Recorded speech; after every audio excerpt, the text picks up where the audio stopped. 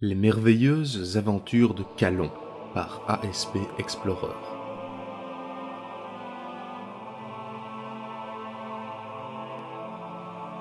Calon et la sorcière sombre.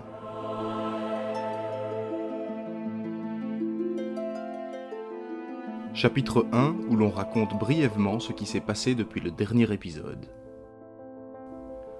Calon, le géant éborien à l'intellect chenu, et Melgo, le voleur Ptah à la douteuse généalogie, avaient quitté sans regret l'île maudite de Lowin et la sinistre tour du dieu fou, riche d'expérience et d'une petite fortune qu'il se faisait fort de dépenser à Galdamas, la cité marchande d'importance douteuse, au sud du petit royaume de Céligie.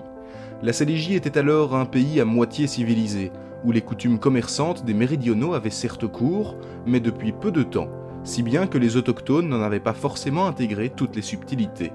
Le baron de Galdamas, qui ne rentrera certes pas dans l'histoire comme un des grands théoriciens de l'économie moderne, avait par exemple une notion assez personnelle de la propriété privée, qui pouvait s'énoncer comme suit. « Et ma propriété privée, tout ce qui rentre dans les murs de ma cité, et qui a plus de valeur qu'une brouette de fumier. » La puissance de cette théorie avait frappé nos héros par le truchement, il est vrai, de 9 gaillards bien bâtis formant la garde personnelle du baron.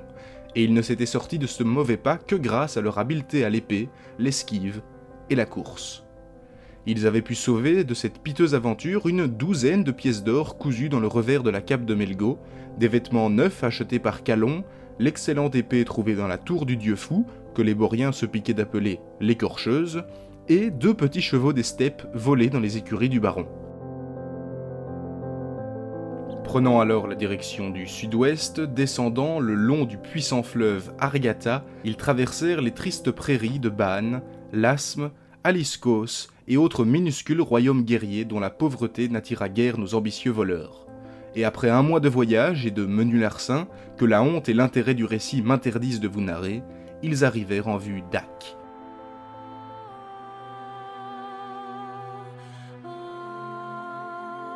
Chapitre 2 où l'on découvre Ak la puissante, porte du Septentrion, et où l'on se livre à diverses considérations sur l'infrastructure hôtelière.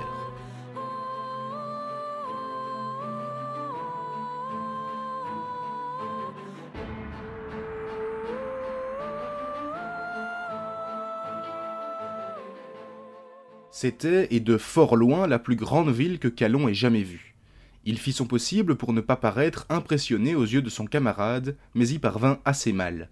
Il est vrai que Melgo lui-même, bien qu'élevé dans les prodigieuses métropoles de Ptah, ne put qu'admirer la puissance de la double enceinte, des 1000 tours crénelées et des innombrables pales en bois de sapin, parmi lesquelles beaucoup étaient garnis, qui avaient fuir plus d'un conquérant et plus d'un pillard. Des petites maisons de pierre massives aux toits d'ardoises lourdes se blottissaient frileusement les unes contre les autres, ne laissant que peu de place au vent de ce début d'hiver pour s'engouffrer en hurlant dans les ruelles tortueuses. Ak ne semblait donc guère accueillante pour les étrangers. C'est pourtant le commerce qui avait fait sa fortune. Vin, huile, épices et draperies remontaient des royaumes bordant la mer Calcienne et s'échangeaient ici contre l'or, les pierres, les chevaux et les esclaves venus des sauvages contrées septentrionales. D'ailleurs, malgré l'heure tardive, on voyait encore de nombreuses caravanes arriver de la plaine et faire la queue devant les octrois, croisés par des charrettes de quelques paysans des alentours, s'en retournant à leur campagne après avoir vendu le fruit de leur travail le matin et s'être copieusement avinés l'après-midi.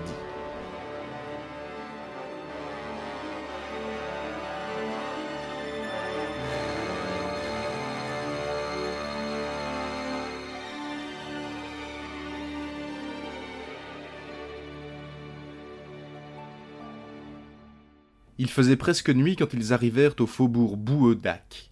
Et bien que les portes fussent encore ouvertes, nos campers décidèrent d'attendre le lendemain pour faire leur entrée dans la ville, préférant coucher dans une petite auberge qui ne payait guère de mine, mais où ils pourraient sans doute glaner quelques renseignements sur les usages d'Ak, les personnages influents, les fortunes à piller et les employeurs potentiels.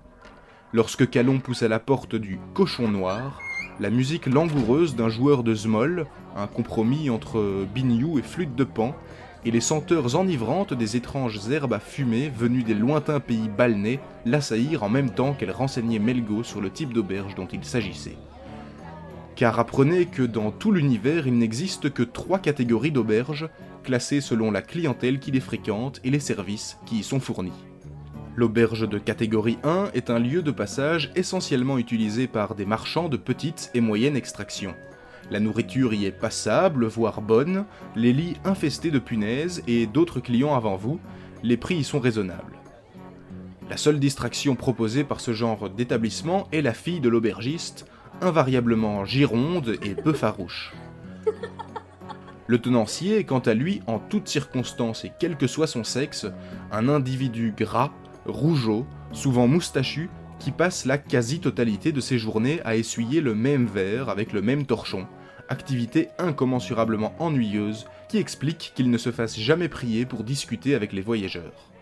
L'auberge de catégorie 2, aussi appelée bouge ou repère, se reconnaît grâce à sa localisation toujours perdue dans le quartier le plus glauque de la ville, au fin fond d'une ruelle sombrissime, comme si le patron souhaitait avoir le moins de clients possible. On le reconnaissait aussi à son nom. Le chien crevé, le pendu écorché, le chat écrasé, l'étron de dragon, les 3 crânes défoncés, le billot de la mort lente, le cadavre du prêtre, l'antre maudit, le glavio glaireux, le garrot écarlate, chez Mimile, bar tabac PMU, le barbare sodomite, la chope du condamné, le mort en sursis, le squelette poilu, le singe écartelé, etc.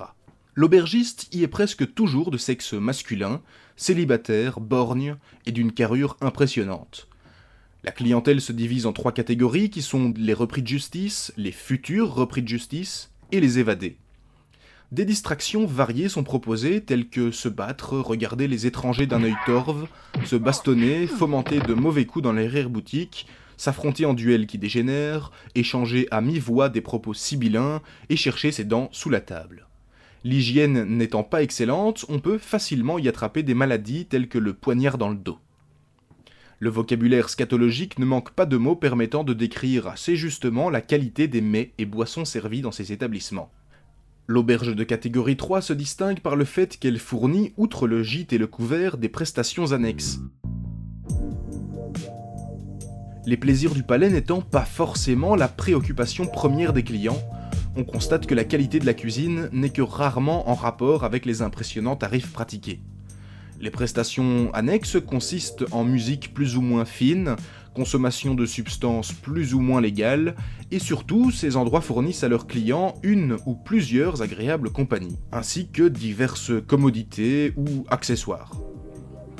Dans le prix des services en question est toujours comprise une obole à l'association de secours charitable aux orphelins de la milice locale.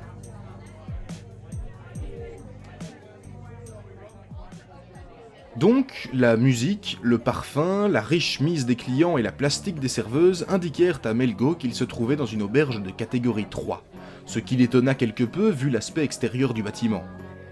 Des dizaines de regards inquiets se tournèrent simultanément vers les voyageurs, qui entrèrent quand même et se dirigèrent vers une table libre, un peu à l'écart.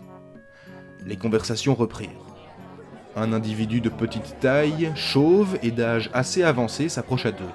Il portait des brais rayés, une chemise jaune et un tablier blanc indiquaient sa fonction. « Bonsoir, mes seigneurs. Vous désirez ?»« Pour moi, une chope de ton meilleur hydromel, l'ami.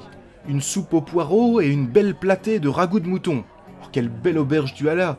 Bien qu'elle soit en dehors de la ville, je vois que la clientèle n'y manque pas. »« En effet, monsieur. Et votre ami, que prendra-t-il ?»« Bière et cochon !» grogna l'Éborien d'un air sombre, car il avait tant chevauché que ses arrières le faisaient souffrir, ce qui le mettait de méchante humeur. « Et 2 chambres donnant sur la route, » reprit Melgo, puis à mi-voix, « Dites-moi, mon bon, j'ai cru remarquer, enfin, je comprends plus ou moins qu'on trouve ici, comment dire, des femmes vénales ?»« Certes, monsieur, à mon grand dame, mais je n'ai pas le cœur de les chasser de ma maison, car il fait froid en cette saison, et les routes sont peu sûres. Prablop, notre seigneur, n'enseigne-t-il pas que l'hospitalité est une grande vertu ?»« Sans doute, mais est-ce autorisé par les lois d'Ac ?»« Oh, certes non, je risque une forte amende. Quoique mon établissement ne soit pas tout à fait à l'intérieur d'Ac, vous en conviendrez. »« Et vous n'avez pas peur que la milice... Vous voyez ce gros homme entre Karine et Doty ? » Oui, c'est le chef de la milice du quartier.